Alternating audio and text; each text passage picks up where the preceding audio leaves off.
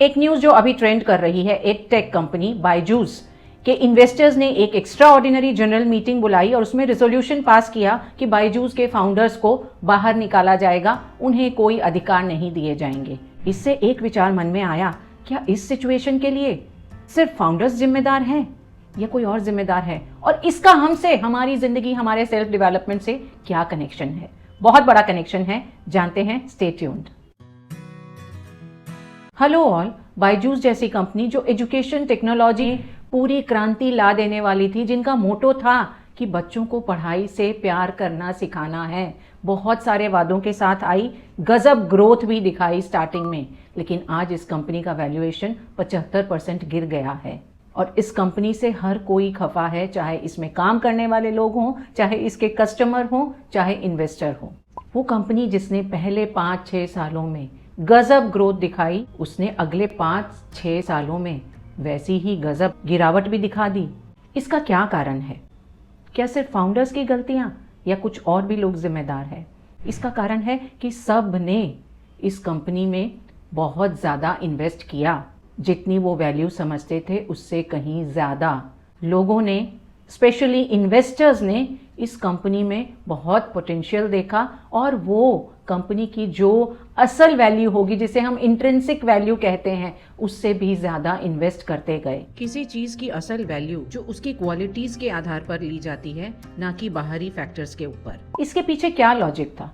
Investment का एक concept है जिसे ग्रेटर फूल थ्योरी कहते हैं। कई बार एक रैशनल इन्वेस्टर भी किसी भी कंपनी में या एसेट में जो उसकी इंट्रिंसिक वैल्यू देख रहा है, उससे ज़्यादा इन्वेस्ट कर देता है, ये सोच करके कि कोई और तो होगा जो उससे और भी ऊंचे दामों में खरीदेगा, इससे उसे प्रॉफिट होगा।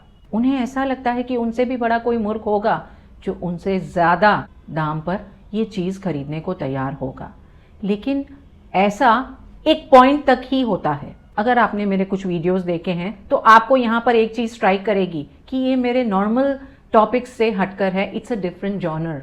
मैं फाइनेंशियल एक्सपर्ट नहीं हूँ, मैं फाइनेंसेस के ऊपर वीडियो बना भी नहीं रही हूँ। मैं यहाँ पर एक कॉमन चीज़ जो हम इन्वेस्टमेंट सर्किट में देखते हैं, उसके ट्रेसेस अपनी लाइफ में देखने की चेष्टा कर रही हूँ और मुझे तो काफ़ी ट्रेसेस नज़र आए। ये वीडियो देखने के बाद आप इससे सहमत हैं या नहीं, मेरे साथ ज़रूर से शेयर करें। ग्रेटर फूल थ्योरी को थोड़ा सा और समझने की चेष्टा करते हैं। मान लीजिए कोई एक एसेट है जिसका नाम हम ए रखते हैं।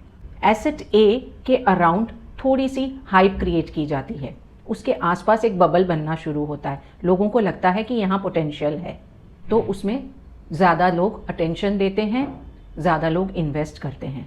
इससे और अटेंशन आता है, थोड़ी कवरेज होती है, अभी सोशल मीडिया का टाइम है तो और ज़्यादा मैग्नीफाई हो जाता है ये।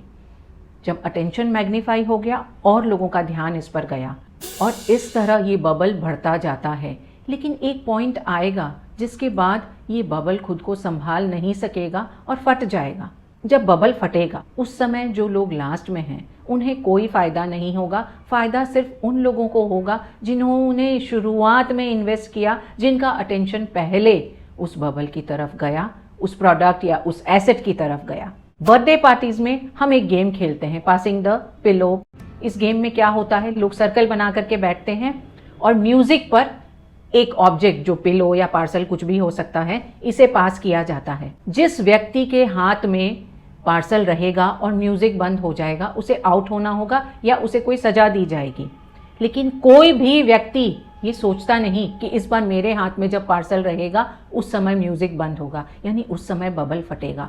हर आदमी यही सोचता है कि मेरे हाथ में पार्सल आते ही मैं इतनी जल्दी इसको निकालने वाला हूँ कि म्यूजिक बंद भी हो तो मुझे कोई प्रभाव नहीं पड़ेगा। जब हम चीज़ों की इंट्रिंसिक वैल्यू कुछ समझते हैं, कई बार रैशनल होते हुए भी हम उससे ज़्यादा उनकी वैल्यू देने को तैयार हो जाते हैं, क्योंकि हमें लगता है कि और लोग होंगे जो हमसे ज़्यादा इन चीज़ों की वैल्यू कर रहे हैं। ये है ग्रेटर फूल थ्योरी कॉन्सेप्ट। ये फिनोमिनन नया नहीं है, बहुत पुराना है, सदियों से हम देखते आ रहे हैं। ये बात और है कि इसका नाम हमने इसी सदी में दिया है। अगर 16वीं सदी की बात लें, डच प्रोविंसेस, जिसे आज हम नेदरलैंड्स के नाम से जानते हैं, वहाँ पर ट्यूलिप मैनिया हुआ था। उस समय डच प्रोविंस बहुत अमीर था, दुनिया की इकोनॉमी का एक काफ़ी बड़ा हिस्सा वो कंट्रोल करते थे। वर्ल्ड में हाईएस्ट पर कैपिटा इनकम भी वहीं की ही थी। ट्यूलिप मैनिया की शुरुआत कैसे हुई? एक अमीर देश है, लोगों के पास पैसा है, फूलों को काफ़ी लग्जरी का सिंबल माना जा रहा है। ट्यूलिप्स की बहुत सारी वैरायटीज़ उगाई जाने लगी और कुछ वैरायटीज़ के दाम बहुत ज़्यादा बढ़ते गए। बढ़ते बढ़ते यहाँ तक पहुँच गए कि जिन दामों में आप ट्यूलिप खरीद रहे हैं, उन्हीं दामों पर आप सेंट्रल कैनल पर एक मैंशन खरीद सकते हैं। और ये मजाक की बात नहीं है। उस समय के हाईएस्ट रिकॉर्डेड प्राइस में 10,000 गिल्डर से ऊपर ट्यूलिप का प्राइस रिकॉर्ड किया गया है और उस दाम पर आप सेंट्रल कैनल पर एक मैंशन खरीद सकते थे, महल बना सकते थे। तो लोग एक ऐसी चीज, फूल जो नष्ट हो जाने वाला है, उसके ऊपर इतना खर्चा क्यों कर रहे थे? क्योंकि उन्हें लग रहा था वो इसे और भी ऊंचे दामों पर बेच सकेंगे। और उस समय इन फूलों को लेकर जितने ट्रांजैक्शंस हुए हैं, ज़्यादातर ट्रांजैक्शन में ट्रांसफ़र ऑफ प्रॉपर्टी होता ही नहीं था, सिर्फ कॉन्ट्रैक्ट्स यानी कागज़ की अदल बदल हुई और दाम बढ़ते गए। हालांकि ट्यूलिप मैनिया ने नीदरलैंड्स की इकोनॉमी को इतना प्रभावित नहीं किया। फरवरी 1637 में ये बस्ट हो गया और उसके बाद ट्यूलिप्स के प्राइस गिरना शुरू हो गए। लेकिन उस दौरान ये देखा गया था कि लोगों की जो एनुअल इनकम है उससे 40-50 गुना पर ट्यूलिप्स बिक रहे थे। ऐसी एक चीज़ जो परमानेंटली रहने भी वाली नहीं है, उसकी आप क्या वैल्यू कर सकते हैं? उसकी इंट्रिंसिक वैल्यू या असल वर्थ क्या हो सकती है? लेकिन ये किस लिए हुआ? देखा देखी में और ये सोच करके कि मैंने इसे पहले से ऊंचे दामों में खरीदा है तो मुझसे भी ऊंचे दामों में खरीदने वाला कोई मिल जाएगा, यानी मुझसे बड़ा बेवकूफ़ कोई होगा। पर असल में जो होता है वो ये है कि हम किसी और बड़े मूर्ख को खोजने की चाह में खुद ही सबसे बड़े मूर्ख बन करके ज़िंदगी में कई बार रह जाते हैं। Greater fool theory, investment concept जिससे मेरा ज़्यादा कुछ लेना देना नहीं है, पर वो सारी आइडियाज़, सारी बातें जिसमें ज़िंदगी के ट्रेसेस नज़र आते हैं, उनमें कुछ देख करके जिन्हें हमें शिक्षा मिलती है कि हम अपनी ज़िंदगी को इस तरह से संवारें, मुझे सोचने पर मजबूर करती हैं। और जो मैं सोचती हूँ मैं आपके सामने लेकर हाजिर होती हूँ। द ग्रेटर फूल थ्योरी क्या हमारी रोज़मर्रा की ज़िंदगी से कनेक्टेड है? और क्या हम कुछ ऐसा कर रहे हैं जो हमें सबसे बड़ा मूर्ख बना रहा है? दूसरों को मूर्ख बनाने की चाह कहीं हमें ही तो सबसे बड़ा मूर्ख नहीं बना रही? आप इसे मानेंगे नहीं, आपको लगेगा आपकी ज़िंदगी को आप सीधे साधे ईमानदार तरीके से जी रहे हैं, किसी और को मूर्ख बनाने के बारे में आप नहीं सोचते। पर आप सोचते हैं।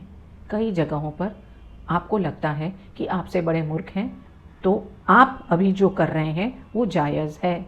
आइए इसका कनेक्शन हम अपनी लाइफ में देखते हैं ये हमारी ज़िंदगी में कैसे है, कहाँ है, क्यों है और इसे हटाया कैसे जाए। लाइफ के काफ़ी सारे फील्ड्स में हम ग्रेटर फूल थ्योरी को काम करते हुए देखते हैं। आइए हम उन्हें एक एक करके देखें। हमारा बिहेवियर एक उपभोक्ता की तरह जो है वो कई बार इस थ्योरी से काफ़ी प्रभावित होता है। उदाहरण के तौर पर क्रिप्टो करेंसीज। हम में से कितने लोग क्रिप्टो करेंसीज को समझते हैं, कैसे काम करती हैं, उनका क्या प्रभाव है? मुझे तो यही लगता है ये कुछ लाइंस हैं, कुछ डॉट्स हैं जो एक कंप्यूटर नेटवर्क पर स्टोर करी हुई हैं। लेकिन जब भी इलॉन मस्क ने क्रिप्टो करेंसीज, चाहे वो जिस भी ब्रांड की हो, उस पर कोई ट्वीट किया है, उस ब्रांड का प्राइस आकाश पर चला गया, आसमान छूने लगा। कितने लोग थे जो ये काम समझकर कर रहे थे? उन्हें लग रहा था कि ये ट्रेंड में है, इसका प्राइस बढ़ता जा रहा है, तो मैं अगर आज इन्वेस्ट कर दूं तो मुझे कल फायदा होगा। कलेक्टिबल आइटम्स की बात करें, आर्ट्स, कॉइन्स, स्टैम्प्स, क्या वैल्यू हो सकती है? एक स्टैम्प जो बहुत रेयर है, हो सकता है 5 रुपए का हो, 10 रुपए का हो, 100 रुपए का हो, लेकिन लोग उसके लिए लाखों रुपए देकर खरीदने को तैयार हैं। वो उनकी इंट्रिंसिक वैल्यू समझे ना समझे, उन्हें लगता है कि इसके प्राइस और बढ़ेंगे और इसलिए वो उसे और भी ज़्यादा प्रॉफिट पर बेच सकेंगे। आर्ट, हम में से कितने लोग आर्ट को समझते हैं? कई बार ऐसा होता है कि किसी फेमस आर्टिस्ट ने कोई पेंटिंग बनाई है, हम उसके पीछे के आइडिया, उसके थॉट्स को नहीं समझते। हमें तो बस सिर्फ ऐसा लगता है किसी ने एक ब्रश लिया और जिधर जी चाहा उधर चला दिया, इसे हम एब्स्ट्रैक्ट आर्ट कह देते हैं। पर क्या हम उसे समझ रहे हैं? हमारे लिए उसकी वैल्यू क्या है, सिवाय इसके कि ये एक फेमस आर्टिस्ट की बनाई हुई पेंटिंग है, इसका प्राइस बढ़ेगा तो खरीद लेते हैं। अगर हम अफोर्ड कर सकते हैं तो क्यों नहीं? But do we value that? Coins के साथ भी यही होता है। जो भी कलेक्टिबल आइटम्स हैं, अगर आप उस चीज़ को समझते हैं, आपके लिए उसकी वैल्यू है, तो बात अलग है। यहाँ पर एक और बात शेयर करना चाहूँगी। कहते हैं diamonds are forever, a woman's true friend. लेकिन डायमंड्स क्या है? कोयला अगर और प्रेशर में आ जाए तो डायमंड बन जाता है, और इतनी ज़्यादा इनफाइनाइट सप्लाई में नहीं है। हालांकि डायमंड मार्केट अब बहुत कंट्रोल हो गया है, क्योंकि अब लैब्स में भी डायमंड बने जाने लग गए हैं। NFTs को लें, यानी नॉन फंजिबल टोकन्स, ऐसे आइटम्स जिनका सच में कोई एग्जिस्टेंस ही नहीं है, किसी कंप्यूटर पे, किसी नेटवर्क पे स्टोर किया हुआ है, उन सब के लिए लोग बिल्कुल पागलों की तरह 2-3 साल पहले पैसे खर्च कर रहे थे। कोई रियल एस्टेट नहीं, लेकिन आप उनके लिए जो पेमेंट्स हो रहे हैं, उनकी अमाउंट सुनेंगे तो आप शॉक में आ जाएंगे। क्यों? लोगों को लग रहा था इनकी कीमत बढ़ेगी, ये इसे ऊंचे दामों पर बेच सकेंगे। रैशनैलिटी से भी ज़्यादा फ्यूचर प्रॉफिटेबिलिटी हमारे एक्शंस को इन्फ्लुएंस करती है।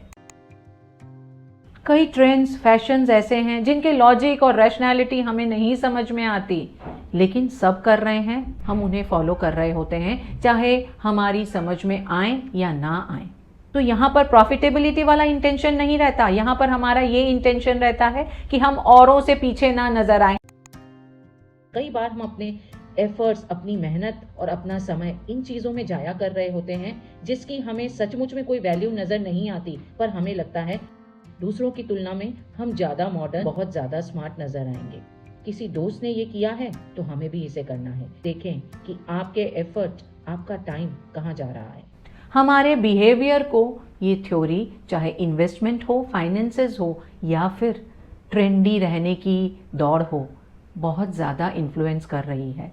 जब आप कोई डिसीजन लेते हैं, उस समय थोड़ा सोचें कि इस डिसीजन की आपके लिए क्या इंट्रिंसिक वैल्यू है। आप जो भी इन्वेस्टमेंट करने वाले हैं, चाहे वो पैसे का इन्वेस्टमेंट हो, आपके एफर्ट या टाइम का इन्वेस्टमेंट हो, क्या उस इन्वेस्टमेंट की कीमत उतनी ज़्यादा है? कहीं ऐसा ना हो कि बबल फटे और आप उस समय लाइन में आखिरी हों और आप सबसे बड़े फूल साबित हो जाएं। चलिए वापस बायजूस तक पहुंचे।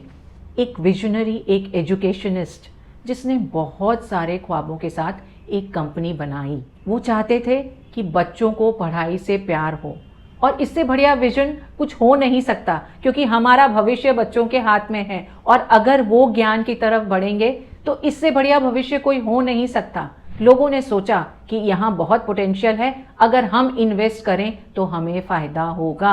और इस दौड़ में कब फाउंडर प्रभावित हो गए? उनका ख्वाब कि ज्ञान को हर किसी के पास बहुत आसान और मज़ेदार तरीके में पहुंचाना है, कि हर कोई ज़्यादा ज्ञान हासिल करना चाहे, कहीं पीछे छूट गया। इसके लिए उनका मिसमैनेजमेंट जिम्मेदार है, इससे हम डिनाई नहीं कर सकते, लेकिन इसमें हम सब का कहीं ना कहीं हाथ है। इन्वेस्टर्स की बात करें, उन्हें लगा कि उनके प्रॉफिट्स बढ़ जाएंगे। पेरेंट्स की बात करें तो उन्हें लगा कि उनके बच्चों का भविष्य और भी संवर जाएगा। चाहे हायर फीसेस थी, बच्चों की पढ़ाई एक बहुत सेंसिटिव टॉपिक है। सब पेरेंट्स चाहते हैं कि उनके बच्चे बहुत अच्छे से पढ़े लिखें, आगे बढ़ें, ताकि वो अपनी ज़िंदगी में जो चाहें वो हासिल कर सकें। और पेरेंट्स ने लोन लिया बच्चों को पढ़ाने के लिए। देखा देखी और भेड़ चाल में चाहे उन्हें उसकी ज़रूरत समझ आई ना आई, पर समय के साथ उन्हें पता चला, उन्होंने जो इंट्रिंसिक वैल्यू सोची थी उतनी वैल्यू नहीं है। उन्होंने जो इंट्रिंसिक वैल्यू थी उससे कहीं ज़्यादा इन्वेस्ट कर दिया। तो बायजूस की असफलता के लिए सिर्फ अकेले रविंद्रन बायजूस जिम्मेदार नहीं है, हम सब कहीं ना कहीं जिम्मेदार हैं अपनी सोच, अपने डिसीजंस के द्वारा। ये सोच कि किसी चीज़ की इंट्रिंसिक से ज़्यादा वैल्यू भी अगर खर्च करनी पड़े फ्यूचर प्रॉफिटेबिलिटी के लिए, तो हम तैयार हो जाएं। चाहे वो इन्वेस्टमेंट हमारे एफर्ट्स का हो, हमारे समय का हो, या फिर हमारे फाइनेंसेस का हो, क्योंकि हमसे ज़्यादा इन्वेस्ट करने को लोग तैयार रहेंगे। इस सोच को चेक करें। आप जो भी इन्वेस्टमेंट कर रहे हैं, सिर्फ फाइनेंसेस के ही नहीं, अपने समय, अपने ध्यान के इन्वेस्टमेंट्स को भी आप देखें, आपके लिए उसकी क्या इंट्रिंसिक वैल्यू है, आपको क्या मिल रहा है उसके बदले में, और तब इन्वेस्ट करें। हम नहीं चाहते कि किसी ग्रेटर फूल की खोज में हम ग्रेटेस्ट फूल साबित हो जाएं। इस वीडियो में यहाँ तक बने रहे, थैंक यू। अब मुझे ये बताएं कि इस न्यूज़ आइटम से जो कनेक्शन मैंने देखा, कहीं आपको उस कनेक्शन के ट्रेसेस नज़र आ रहे हैं? और अगर नज़र आएँ तो hit the like button, subscribe to my channel and share this video. Thank you so much. It's Varsha saying bye bye for now.